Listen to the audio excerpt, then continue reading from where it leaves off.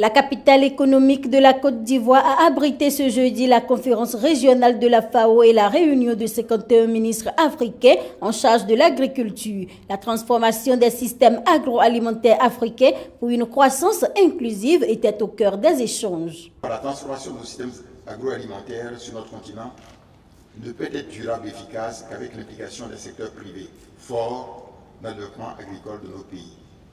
Cependant, les États doivent accompagner nécessairement le privé dans le démarrage d'un tissu agro-industriel au niveau de chaque État, en prenant en charge certains investissements de base et amorcer ainsi les premiers tissus du dispositif économique.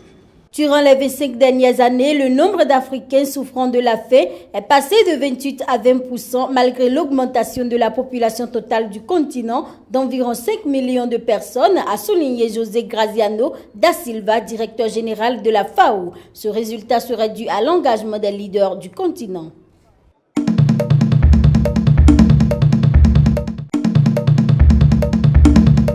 Le président zimbabwéen Robert Mugabe a tenté jeudi d'apaiser les vétérans qui ont menacé de diviser le parti au pouvoir après l'échec du gouvernement de payer certaines de leurs allocations. Les anciens combattants de la guérilla sont connus pour leur loyauté à Mugabe, mais les relations se sont dégradées quand l'épouse du chef de l'État, Grace, a déclaré qu'il ne devrait plus avoir de privilèges. Certains calculent et disent que le président va mourir. Certains écrivent dans les journaux disant que le président est allé en Malaisie ou à Singapour, qu'il est malade et donc sur le point de mourir. C'est pour cela qu'aujourd'hui, on voit des gens se bousculer pour sa succession. Honte à vous, je ne suis pas mourant. Robert Mugabe, le président zimbabwéen au pouvoir depuis de longues années, a ainsi levé le doute qui planait sur son état de santé.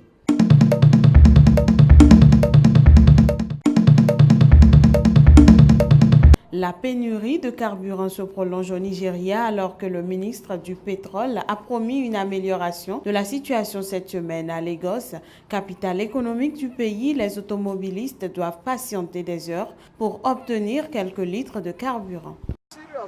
C'est une grosse pénurie. Ils disent que l'essence va revenir, mais on fait toujours la queue. On ne sait pas ce qui cloche.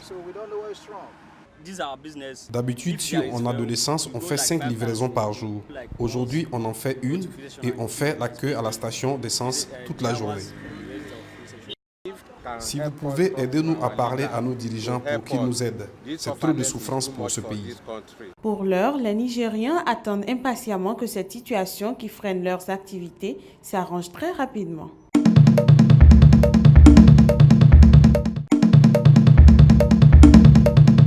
Le candidat du pouvoir Mohamed Ali Swalihi a tenu jeudi son meeting de clôture avant le second tour de la présidentielle prévu dimanche aux Comores. Je suis confiant et lorsque vous voyez ce meeting, ce grand rassemblement, vous êtes d'accord avec moi qu'on ne peut être autre chose que d'être confiant que le dimanche prochain, la victoire est avec nous. Je fais confiance à Mamadou parce qu'il est le seul qui peut rassembler tous les esprits des Comoriens pour développer le pays. À entendre Mohamed Ali Swalihi, l'Alliance de la Convention pour le renouveau des Comores, le parti du candidat Azali avec l'ex-président Sambi, lui a permis de rebondir parce que le parti Djoua se trouverait scindé en deux parties avec Azali et la plus grande partie avec lui. Je m'en sors avec plus d'espoir de gagner dimanche que la position de Sambi de se rallier avec Azali, a-t-il déclaré.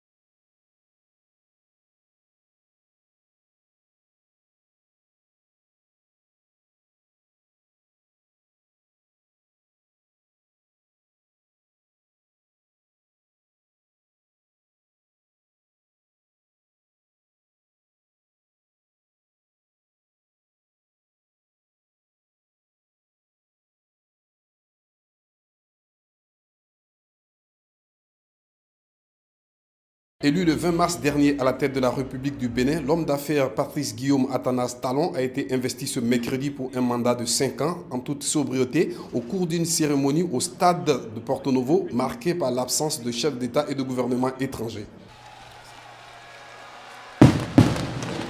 Devant Dieu, les mânes de nos ancêtres, la nation est devant le peuple béninois, seul détenteur de la souveraineté. Nous, Patrice Athanas Guillaume Talon, président de la République élu conformément aux lois de la République, jurons solennellement de respecter et de défendre la Constitution que le peuple béninois s'est librement donnée, de remplir loyalement les hautes fonctions que la nation nous a confiées, de ne nous laisser guider que par l'intérêt général et le respect des droits de la personne humaine, de consacrer toutes nos forces à la recherche et la promotion du bien commun, de la paix et de l'unité nationale, de préserver l'intégrité du territoire national, de nous conduire partout en fidèles et loyaux serviteurs du peuple. En cas de parjure, que nous subissions les rigueurs de la loi. Le nouveau chef de l'État béninois a réitéré sa volonté de gouverner autrement dans un discours d'à peine 10 minutes avec pour maître mot promotion du mérite et bonne gouvernance.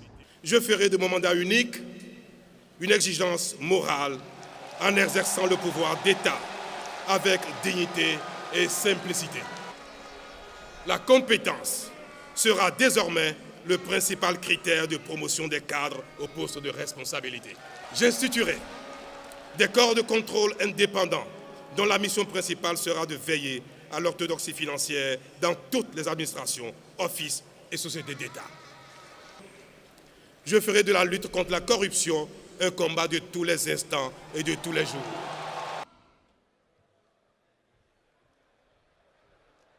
Monsieur le Président de la République,